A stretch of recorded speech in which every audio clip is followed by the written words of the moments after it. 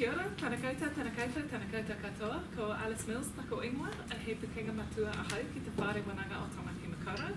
Hello everybody, my name is Alice Mills. I'm a senior lecturer in criminology at the University of Auckland.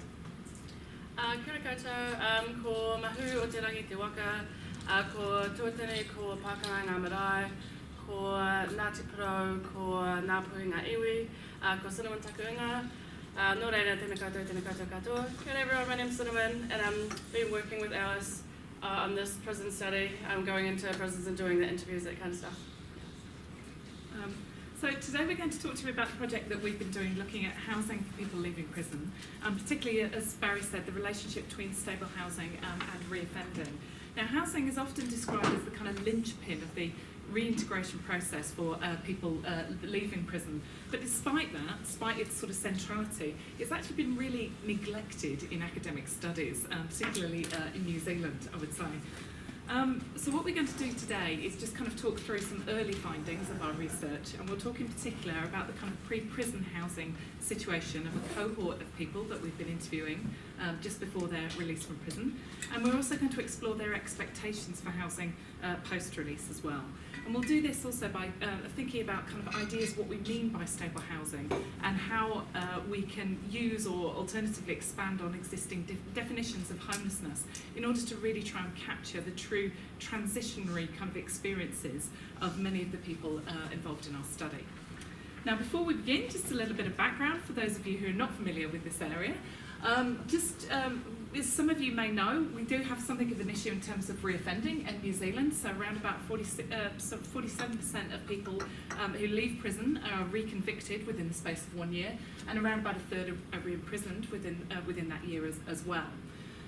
This varies slightly for different groups, so Māori are slightly more likely to be reconvicted and re-imprisoned, and men are a little bit more likely as well than women. We know from the existing international literature, though, that stable housing can reduce the risk of accommodation, or rather that there is a correlation between having stable accommodation and a reduced risk of reoffending. And this varies quite substantially, from the 11% found by O'Leary to the 62%, so much bigger, by Baldry et al. In an Australian study, which we'll mention a little bit later.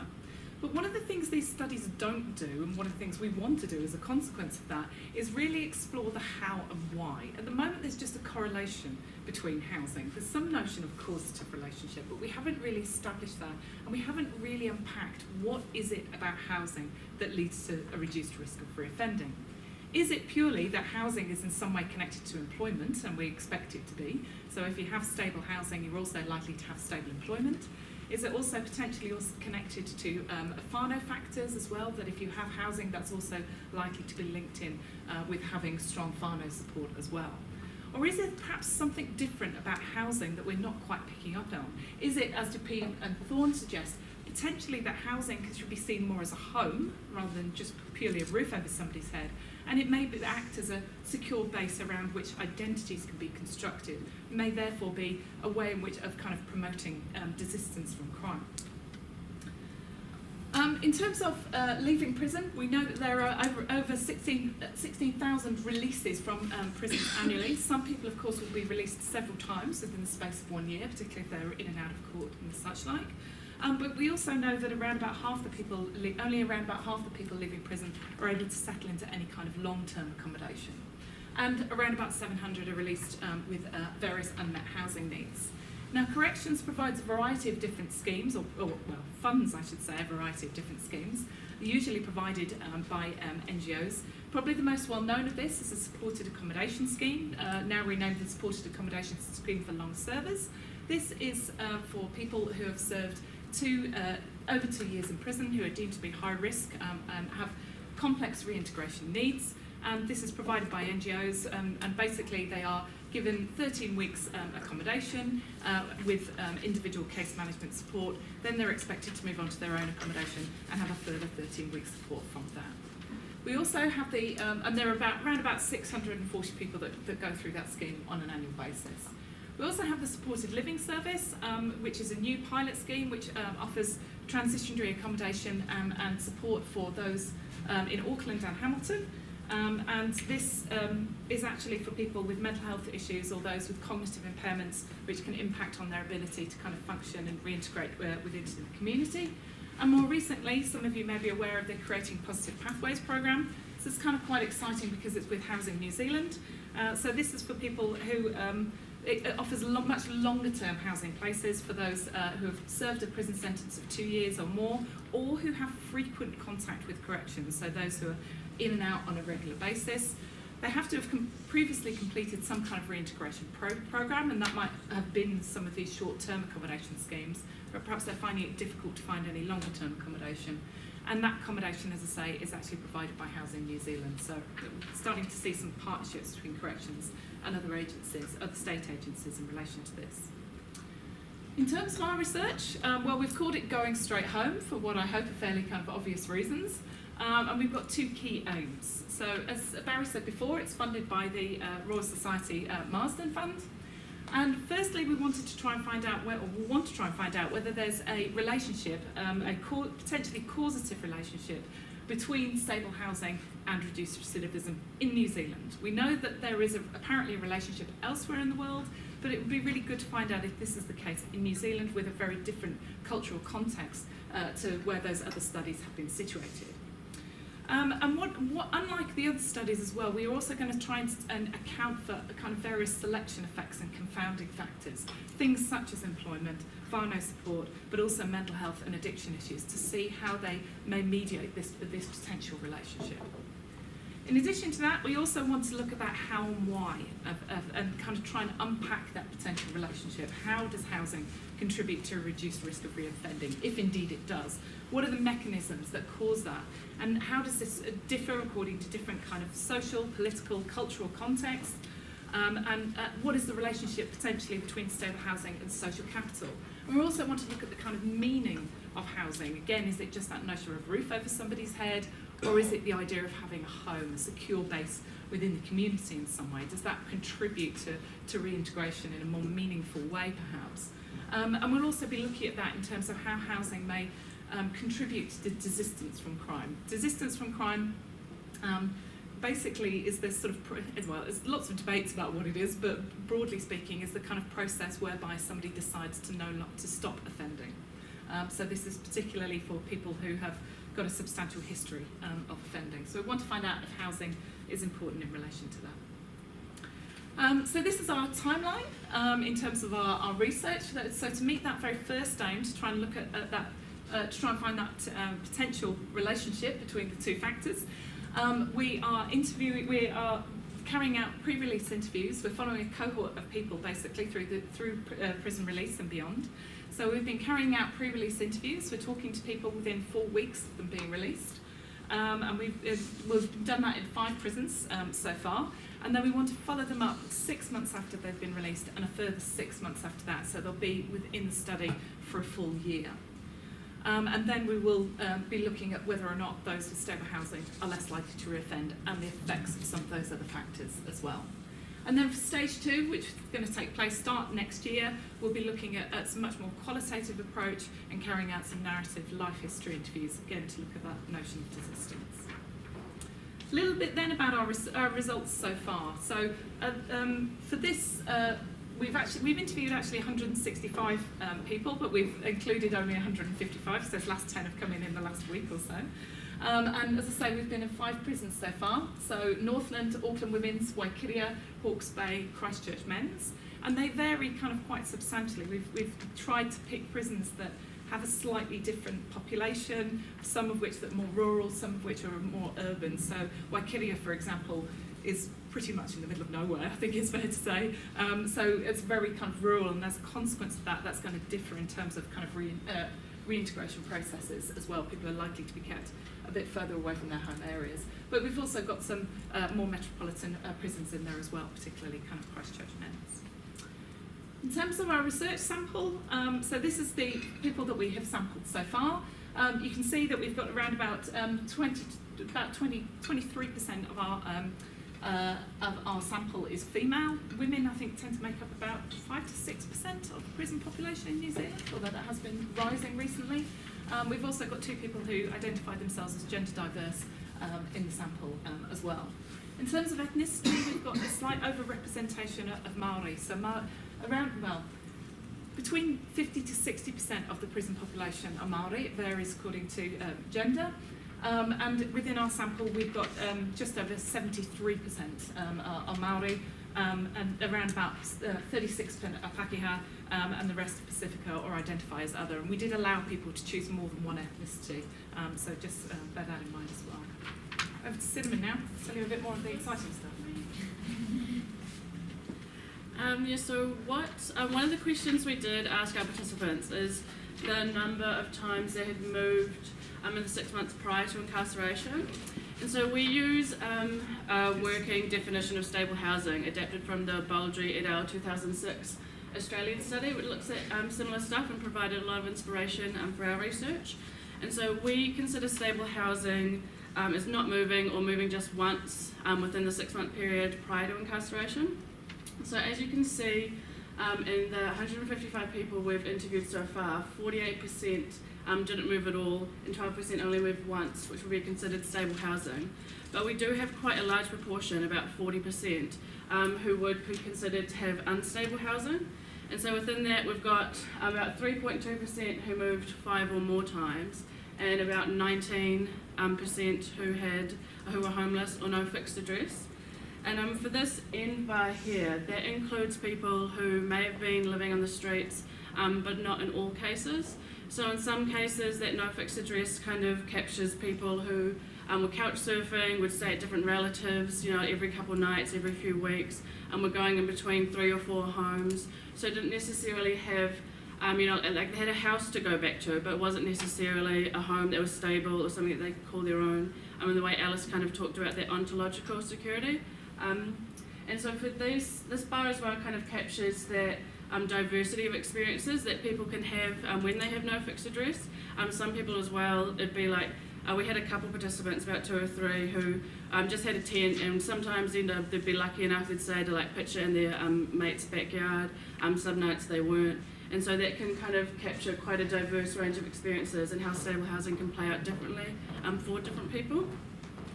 And so we will continue to ask about this in the follow-up interviews and see if that changes or if that same kind of instability does play out post-release. And so another thing we asked our sample was, do you know where you're going to live on release? And so although not included in the analysis, both of our gender diverse participants did know where they were living on release, which is really positive.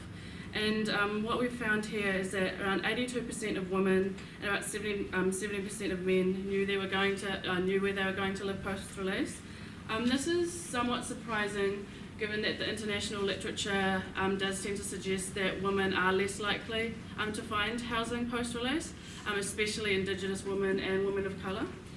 So that's something we'll need to unpack as we do our follow-up interviews, because it may be something that's specific to New Zealand's cultural context as to why I'm explaining that high proportion of wahine in our study who know where they're going to live. We had several examples of women who were in Housing First houses before incarceration, and working with their Housing New Zealand, they were able to maintain that housing and knew they were going back to that housing after their sentence. For those women, it tended to be short sentences, and for all of those women, they were only able to maintain that Housing First house if they had older children who were able to take over the tenancy, organise the house and look after younger children if they did have younger children at home during the time. So that also reflects, I think, a really positive shift in attitudes to how we kind of approach housing for people going into incarceration, and shows the kind of like really cool possibilities and potentials that we can have to maintain stable housing for people who may be going into prison, and hopefully is something that we'll be able to capture in our follow-up interviews. In this as well, we found that about 74% of Māori and 70% of non-Māori also knew where they were living post-release. And this is also a little bit surprising, considering that Māori are less likely to own property, are more likely to face housing discrimination, and are quite a mobile population. So that'll be something that's really interesting to look into further as we do our follow-up interviews as well. So another question that we asked participants was, have you had any support in finding housing on release? Women were less likely to receive support. This may be because they felt less like they needed it, and it could also be a reflection of the higher number of kind of agencies there are to help men who are in prison. So we've only got about 3 women's prisons in New Zealand, and so there tends to be a high number of organisations and catered to organising housing spaces for men. And this is particularly salient in Christchurch. There's heaps of really cool organisations, Pathways, Salisbury Street Foundation, Out of Gate, etc. And so that can help contribute to these numbers as well. And so we asked this question even if people knew that they had housing on release. And some of our participants did indicate that although they had housing organised, it wasn't necessarily housing that they would consider ideal or appropriate, and would have still wanted some form of housing support and release. And so access to that information could be really positive as well. And so here we have our pre and post prison housing, so comparing where participants were living before going into prison and where they expect to live after leaving prison. So as you can see, only a fairly small proportion were renting privately before going in. And for the kind of housing that participants would tend to describe as ideal housing or housing they want to go into, those, for example, owned and private rentals, those numbers tend to go down post-release. And the numbers tend to increase on the type of housing that participants would describe as not being ideal, the kind of housing they would want to go into post-release. For example, staying with friends and whānau, out on the street, homeless, that kind of thing. And so what we think is happening with the rental properties going down is due to rental discrimination, losing their rentals going in and not being able to find rental properties when they leave. And there's also more likely an increase in NGOs, which is likely a reflection of initiatives like Out the Gate that do support prisoners and finding housing post-release. And so we also have a really high proportion of prisoners going to live with friends and whānau. Often participants told us stories about how they didn't necessarily want to go and live with their families post-release or friends, and this could be for a whole host of reasons. Often it would be that they felt like they didn't want to be a burden on their whānau, they wanted to be more independent, take responsibility for themselves. Sometimes it would be because they didn't want to go back to those environments, or they would have to move to areas that weren't necessarily near employment that they wanted to take, or their networks of familiarity. And so although it's really awesome that we have this group that are able to find support with their friends and whānau, it's not necessarily the kind of housing that they would choose to go into. And it was often that they would go into this, they would go to live with friends and whānau because there was a lack of other options.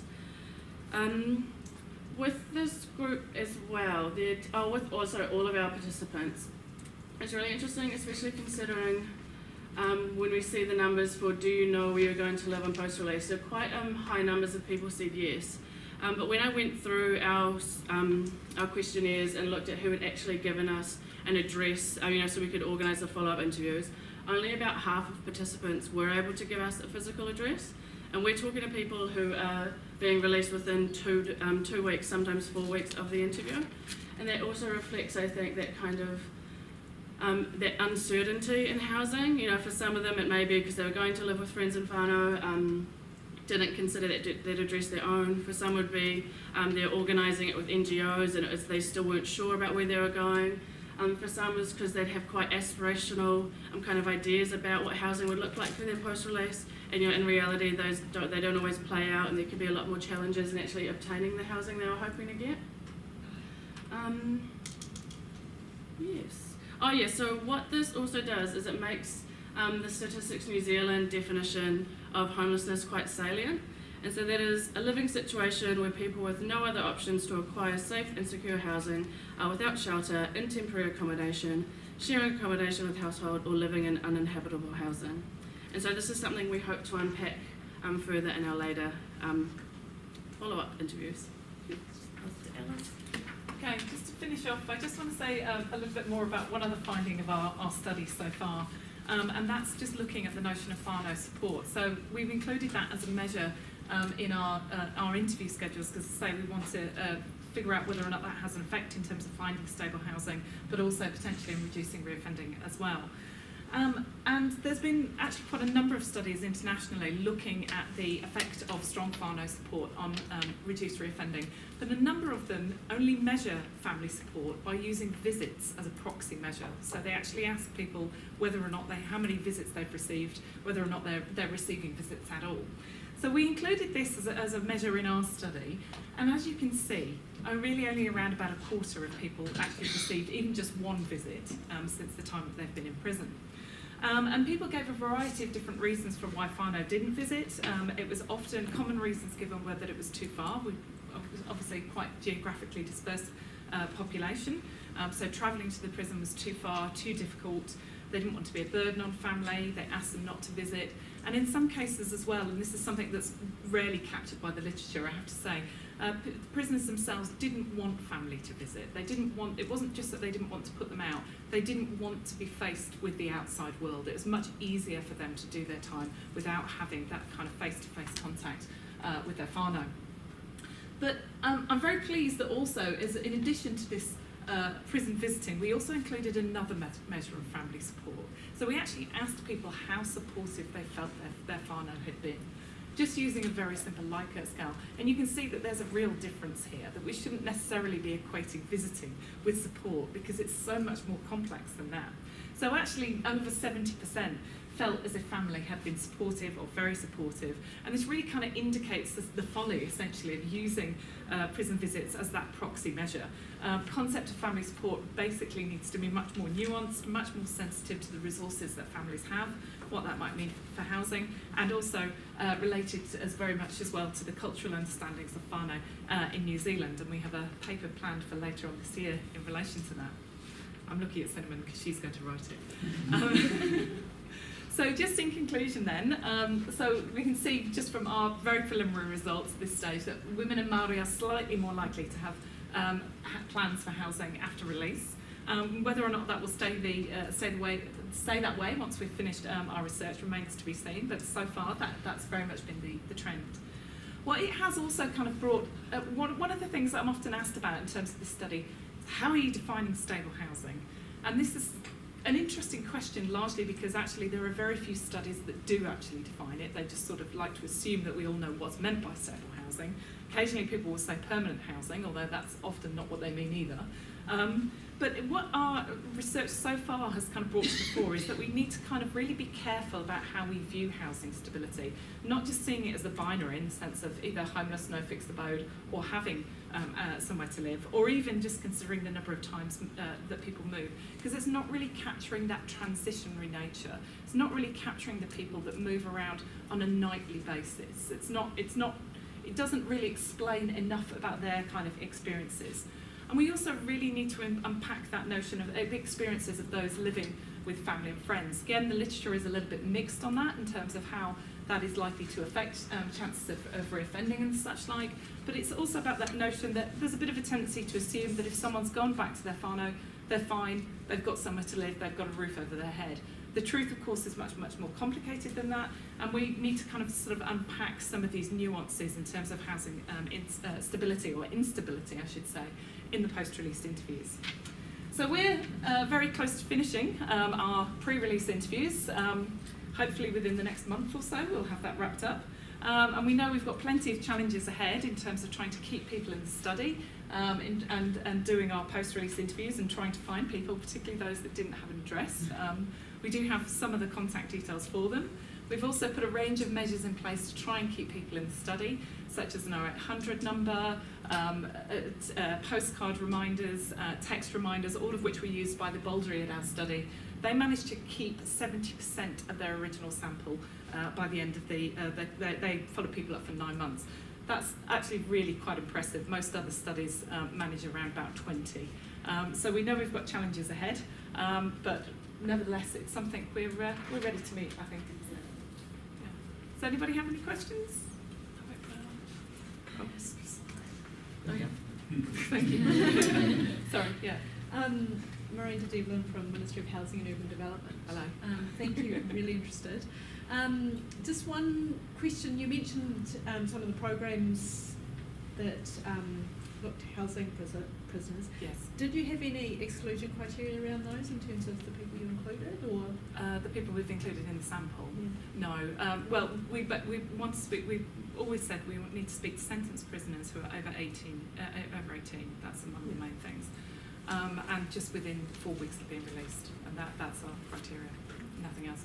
We did consider including remand prisoners, but that does add an extra layer of complexity, particularly because of people being released from court and such like. I always think, depending on how this study goes, then maybe we'll get into remand. But yeah, I do think that would be very, very. It's another layer. Cool. No, we'll talk some more later. Thanks. Anna Duncan from Corrections. Thanks, that was fascinating. Interested, really great to see you've used that different measure of finance support. I'm interested in whether any of the prisoners you spoke to commented on any issues with the Department of Corrections in terms of final visits. So, for example, any administrative difficulties getting approved visitor status or anything like that, or do they speak more about the factors that you've talked about? I think in my experience, it's probably more the ones that we've spoken about. There might have been the odd one sort of talking about difficulties of coming in, but I haven't had much other than that. Yeah, no, when I talked to participants about final support, it just tended to be about how they were still there for them, they hadn't given up. Yeah, it was more about their relationship with them rather than coming in. Because like Alice was saying, with a lot of, with like I'd say a surprising amount of our participants, it was that thing where they didn't want whānau to come, and so they would want them to be, the whānau would want to come and visit. That, oh no, I told them I'll see them when I get out, or oh no, I just don't want, I don't want them to have to come all this way. So, them kind of taking that protective, I suppose, like, stance to them coming in as well. And if I can just sneak in a second one, which was, I noticed there was a drop from 9 to 7%, was it, for the ownership of Yes. Yes. Just interested in whether you have any insights into that. That's largely a relationship breakup. Okay. Yeah. Right. And it's the same with, that I think has also affected private rental and state housing as well. Yeah. So it's actually not people losing tenancies, it's often relationship breakup and the other person stayed in the house. So yeah, no, that was quite surprising. We've actually found people who own their houses a little bit reluctant to talk to us. They've had a bit of a tendency to go, oh, I'm all right, I'm fine, and we said, oh, we need to talk to everybody, we need to talk to people in all sorts of situations. But in general, they're sort of, oh, no, I'm fine. And that has been kind of an issue. So, sorry, did you? Oh, no, just for a couple as well with the own home. I talked to one person who talked in quite detail about how they were paying off their mortgage, but were coming in for quite a long sentence and weren't able to organise any kind of any tenants to come in and pay the pay the rent, pay off the mortgage during their sentence, and so they just lost the house entirely, and that can be quite a horrible experience for somebody who has spent such a long time paying off their mortgage up until that point. Then I heard other stories as well where the opposite happened, where they had heaps of really cool support with that, they managed to get tenants in, they paid off the mortgage, and they're like, yeah, I'm going to come out to my house almost being paid off, which is cool, when that can happen. My question is about the operation side. I just wonder whether you include them in the prison for their release or after their release, and whether you go with a pair or security guard, for protection. One of those how do we do research in prisons kind of questions. Okay. For the most part, there are interview rooms that we use, and the interview rooms are usually, there's usually a camera in the interview room, so we don't go with anybody in that sense. In terms of the post-release interviews, these are due to take place in public places, so we have the idea that we will meet people in public places and do that. Okay.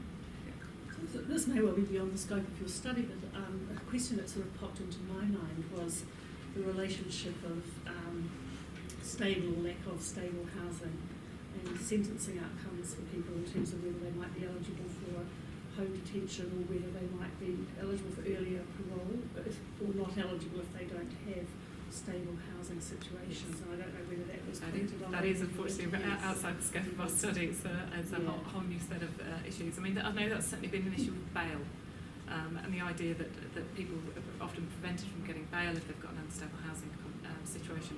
And I know that that's something that corrections have been working through in order to try and increase the number of people on bail and reduce the number of people going through.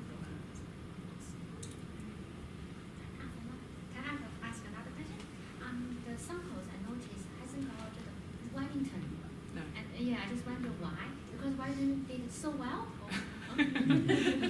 Wellington's quite an interesting housing situation actually, largely because of the sheer number of council provided housings that there is in Wellington. Part of it is actually we're restricted by the amount of time that we have in order to do the research. Marsden funds only last for 3 years, or generally supposed to last for 3 years. It'll go on a little bit longer than that. And as a consequence of that, we need to recruit as many people as possible within the space of 6 months or thereabouts for that first part of our study. And so, as a result of that, we also targeted the highest releasing prisons, and that's part of the reason why we haven't gone to Wellington. So we went to the prisons that have got the highest number of releases, just in order to maximise the number of people that we might be able to recruit for the study. I had a question. You mentioned time of like the length of prison sentence was. Did that have any impact on the type of housing it afterwards? Oh, we don't know the answer to that yet, I think is the answer.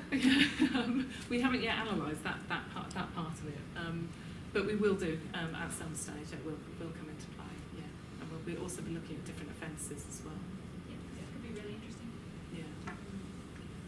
Particularly because a lot of the support is for those serving more than 2 years, so that may show. Yeah, that is something that we've heard quite a lot as well. With people who have short sentences, that tends to make them just automatically ineligible for housing support programs. And so they're still, facing the same kind of challenges post-release in accessing housing. So that's something that will probably play out as well, and that they've kind of critiqued a lot. I'm only in here for 2 months, so I can't get help, even if I do need it or want for it. So I have to go to kind of external agencies post-release to try and find that. I thought some of it might be more likely to go back to family or friends afterwards because they would have a stronger connection. That could really make it. Could be part of it. I think sometimes there is help out there, but there's a perception that there's not. That's the other thing. So that's something that we've kind of come across. In a couple of cases, we've actually been asked, where can I go? What can I do about this? And we've been able to generally refer them to. We don't have the contact details, but we've generally been able to talk to them about particularly for those serving short sentences. There's a programme called the Out of Gate for those on short sentences or on remand. So we've been able to say, well, you need to go and ask about Out of Gate services. We've generally got a fairly good idea of who the provider is as well, so we explain that to them, and then just ask them to follow up